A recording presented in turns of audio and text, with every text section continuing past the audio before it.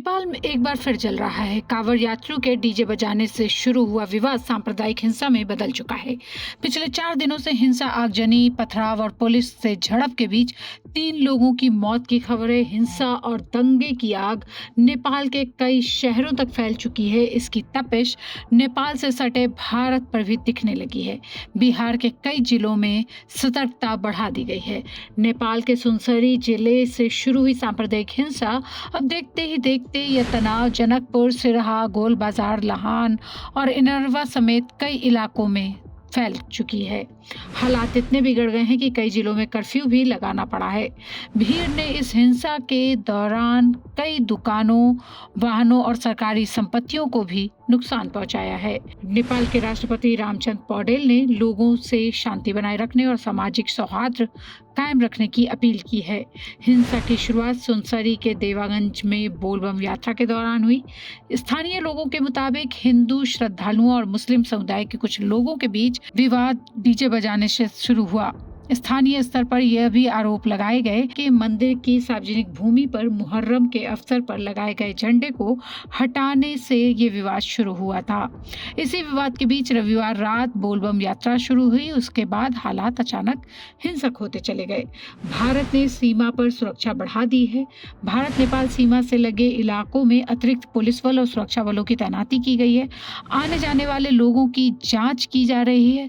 सीमा पर लगातार निगरानी रखी जा रही है ताकि किसी भी तरह की अप्रिय स्थिति को रोका जा सके। प्रशासन स्थानीय लोगों से अफवाहों पर ध्यान न देने और शांति बनाए रखने की अपील कर रहा है। उधर नेपाल में विपक्ष सरकार पर सवाल उठा रहा है।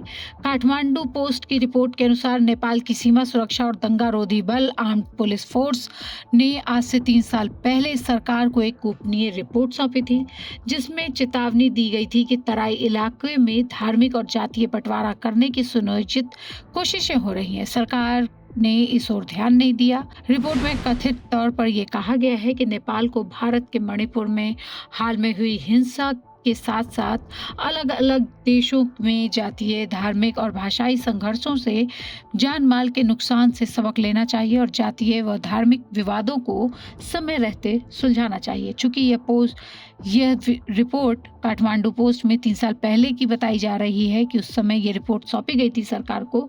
उस समय भारत के मणिपुर में मैतेई ग्रुप के साथ काफ़ी हिंसा चल रही थी। आरोप है कि हिंसा के शुरुआती दौर में प्रभावी कार्रवाई नहीं की गई, जिसकी वजह से हालात बिगड़ते चले गए। संवेदनशील इलाकों में पुलिस के साथ सशस्त्र बल और नेपाली सेना को भी तैनात किया गया है। कई स्थानों पर सेना ने फ्लैग मार्च किया, जबकि हवाई निगरानी के जरिए हालात पर नजर रखी जा रही है। लगातार फैलती हिंसा के बीच पुलिस प्रशासन की कार्यशैली पर भी सवाल उठ रहे हैं।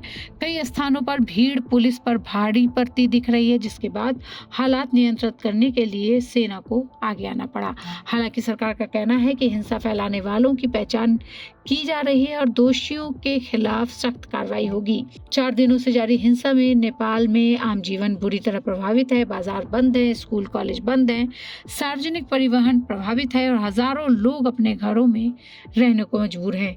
अब सबकी नजर इस बात पर है कि नेपाल की सरकार और सुरक्षा एजेंसियां हालात पर कितनी जल्दी काबू पाती हैं, क्योंकि नेपाल में फैली यह हिंसा अब सिर्फ एक देश का आंतरिक मामला नहीं रह गई। इसका असर भारत नेपाल सीमा पर भी साफ दिखाई दे रहा है।